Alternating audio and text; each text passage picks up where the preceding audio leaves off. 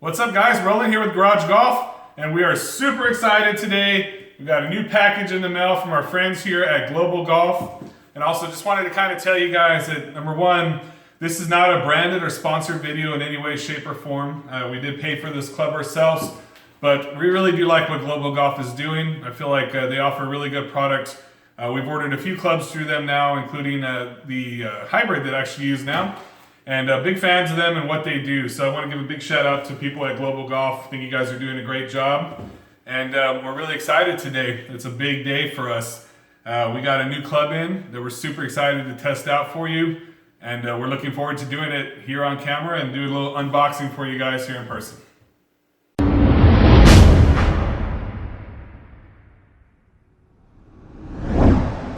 All right, so let's get this thing unboxed here. And it's gonna be a driver that we'll be testing out here and wanted to give you guys a feel. So let's unbox this and hopefully I won't cut my finger open and bleed all over the camera, but if I do, then maybe this video will go viral, huh?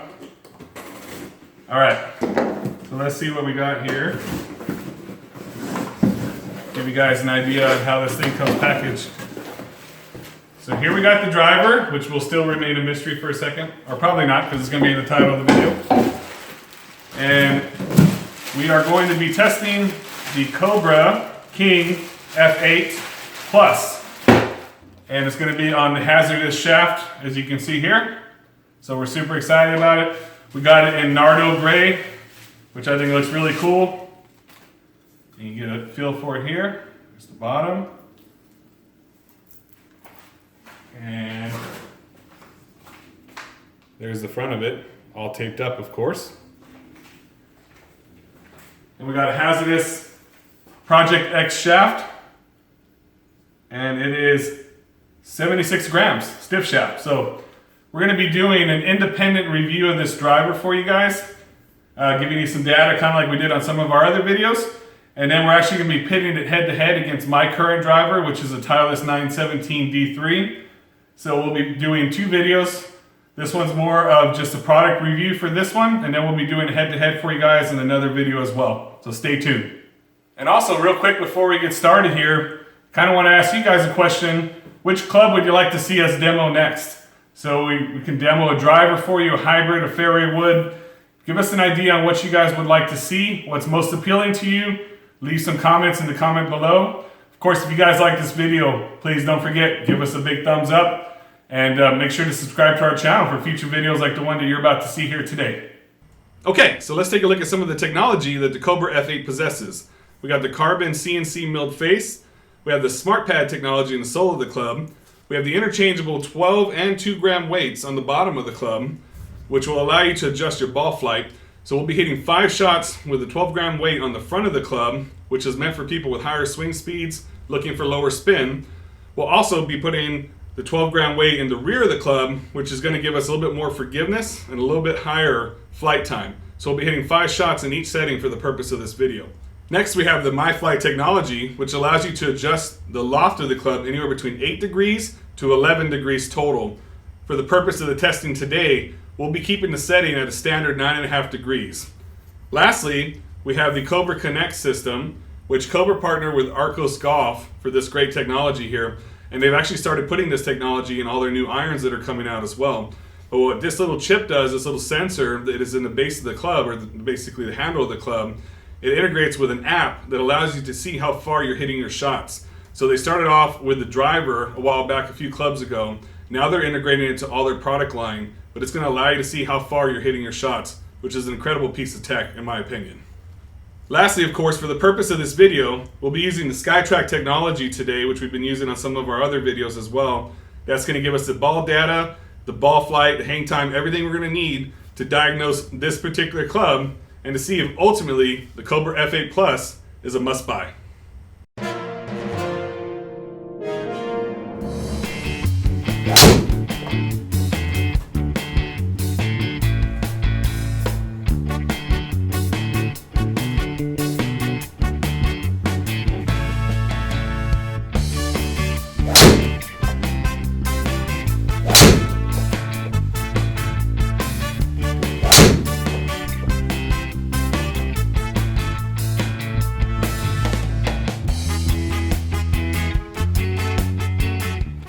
All right, so a few shots into it, I'm really liking this so far.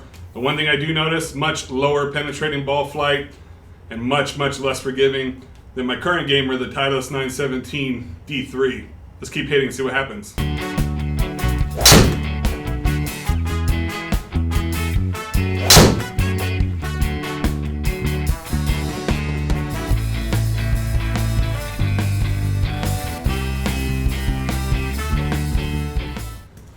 And that's 5 shots down with that weight in the forward position. Let's go ahead and get the tool out. We'll switch it up, hit 5 more shots for you.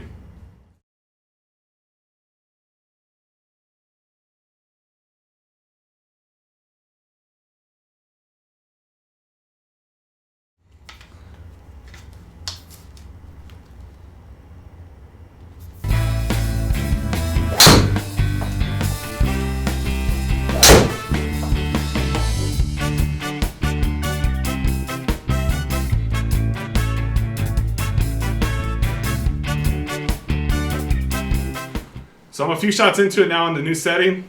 I definitely think it's the way for me. I feel the forgiveness right away. It's definitely something I'm noticing and I'm liking the feeling of.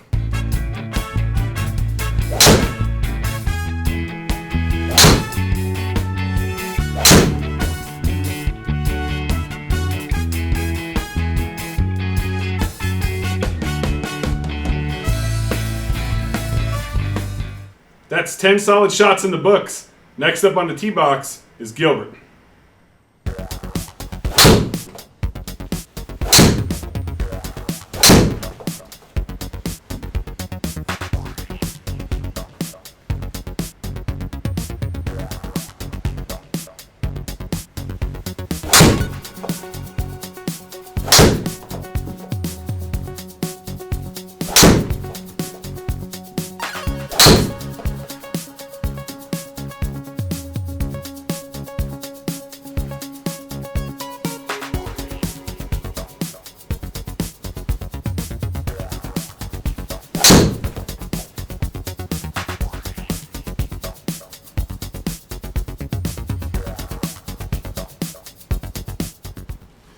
Well, I hit 10 shots with this driver. What I can tell you is this isn't a driver for me. I think if you're more of a lower handicap person, somebody that can strike the ball in the center mostly every swing, this will be great for you. But for me, a 15 plus handicap, this isn't for me. Okay, so let's take a look at the numbers. And admittedly so, Gilbert really struggled today hitting the driver.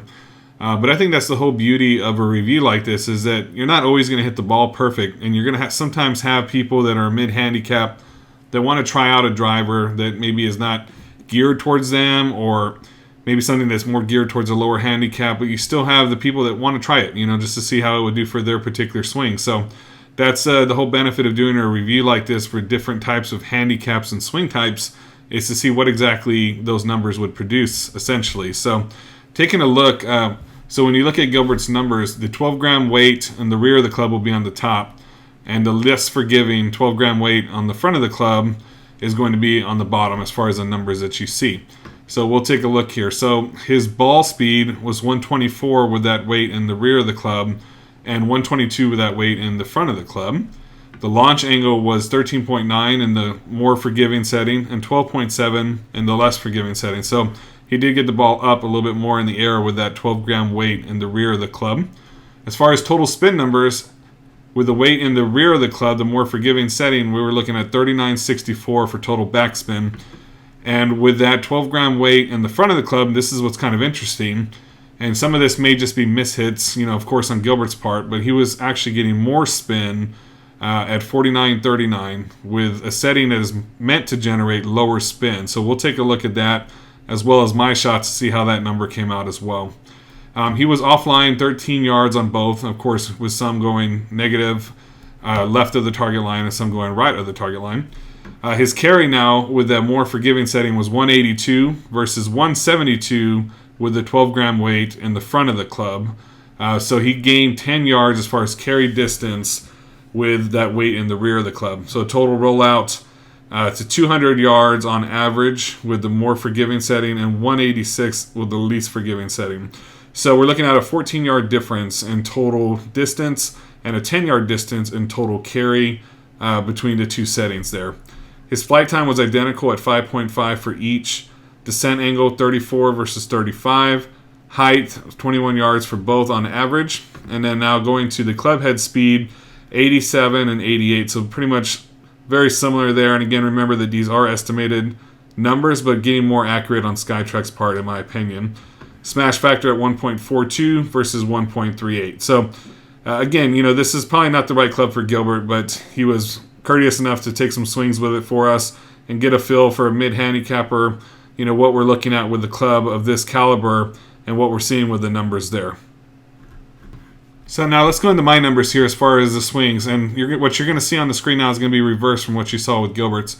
The 12-gram weight in the front of the club will be the numbers you see on the top.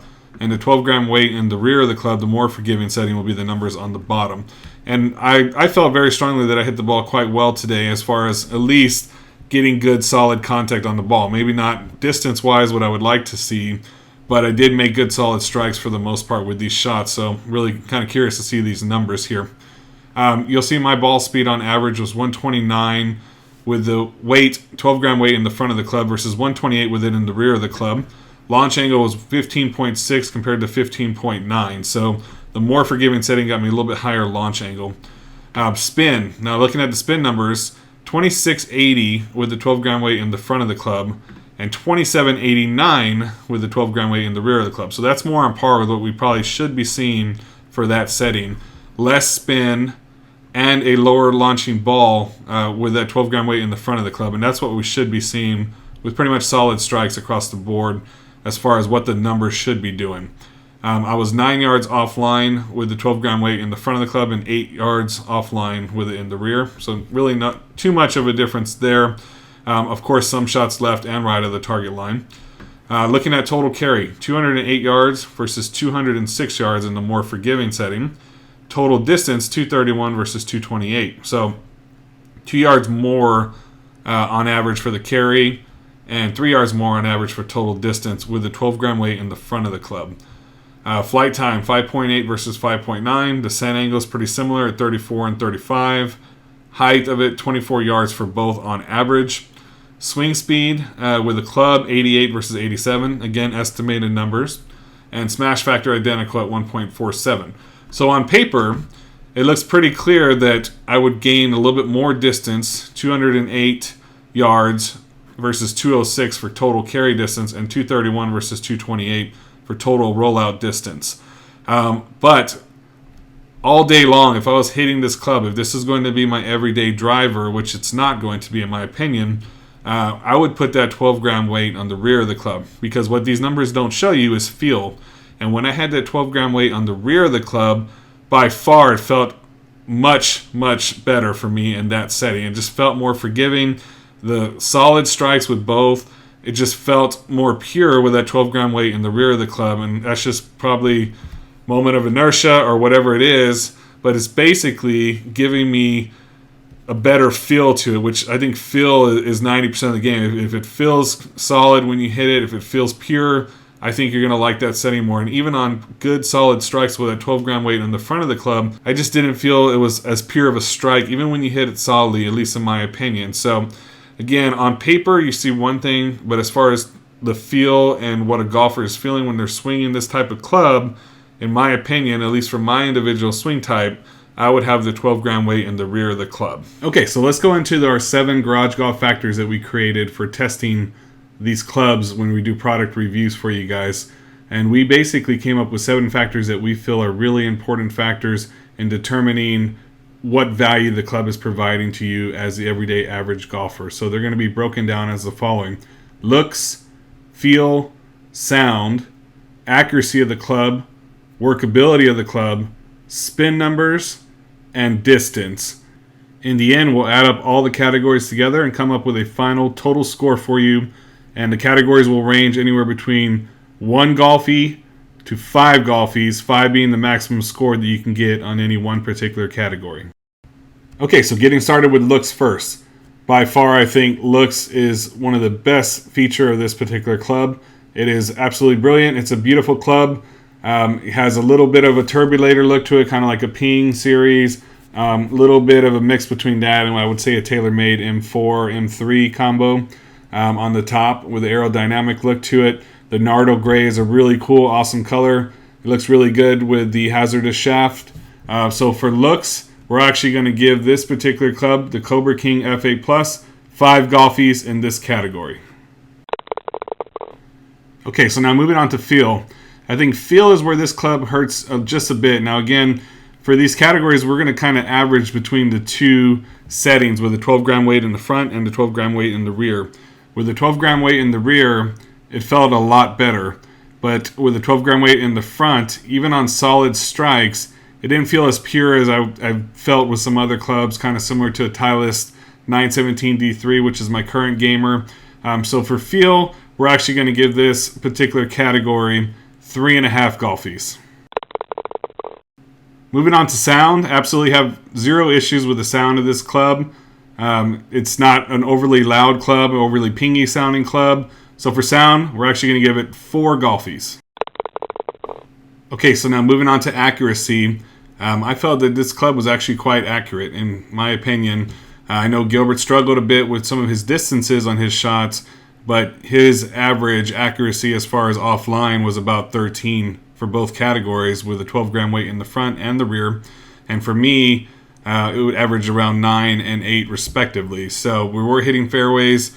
Distances aside, I feel that the accuracy was pretty good. So for the accuracy, we're actually going to give this 4 golfies for this category.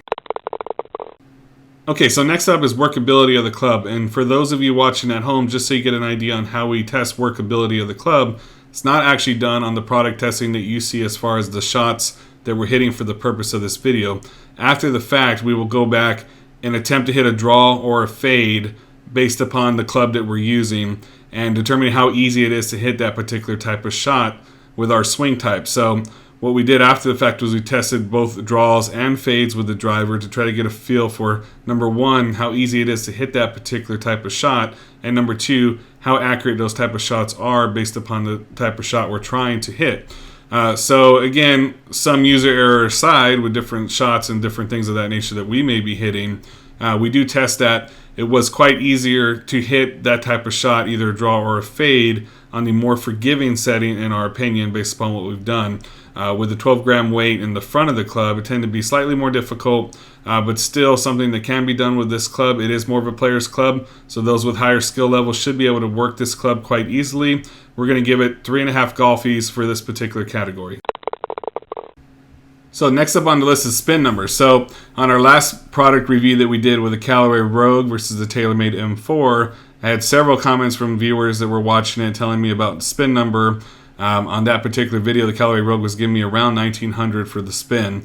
I was told by several people that I should, for my swing type, I should be getting somewhere in the mid 2000s. So in this particular category, for the purpose of testing the club today in both settings, I tend to average around 2500. I believe we were going with around 26 and 2700 depending upon the setting that we had it on. The spin numbers seem to be right on par with what I was looking for. And with that 12 gram weight in the front of the club, it did lower the spin number and the launch angle. So we're going to go ahead and give spin 4 golfies in this category. Okay, so last up is distance. Now distance obviously is completely relative to the person swinging the golf club. While the King F8 Plus is geared towards someone with a faster swing speed, it is possible for someone with a lower swing speed to still use this club, most likely on the more forgiving setting. So with some solid shots today, we saw some pretty decent distances, at least with my particular shots. You got a little bit higher ball speed, and that's obviously going to generate a little bit more distance.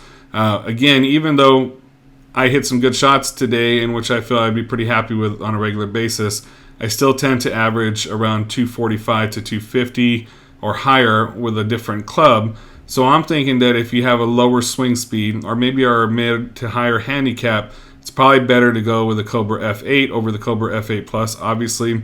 But if you're a lower handicap player or someone with higher swing speeds, around 95, over 100, somewhere around there, this is definitely going to be the club for you in that category. And on solid shots, there's definitely the potential for distance to be there with this particular club. I felt it on a few of our good shots today. Distance was there. It did react well to a solid strike. So for the distance category, we're actually going to give it 4 golfies. And to sum everything up, we're basically dealing with a club that looks absolutely gorgeous. It's a really good looking club, has solid feel to it on good strikes, a little bit hurting on the feel side of things with that 12 gram weight in the front if you don't hit it 100%. I think solid in the middle. Has good sound, decent accuracy, good workability. The spin numbers are right on par with what we're looking for, and the potential for some really good distance on solid strikes. So overall, for a total score with this club, based on 5 golfies being the maximum and 1 being the minimum, we're going to go ahead and give the Cobra King F8 Plus a total score of 4 golfies for today's testing. So that's it for today, guys. Really want to thank you guys for hanging out with us for another video. Keep an eye out for a new video coming up in the near future where we pit the Cobra King F8 Plus against my current gamer, the Titleist 917D3. We'll look forward to getting that one out to you in the very near future. Again, thanks for hanging out, and as always, keep on golfing.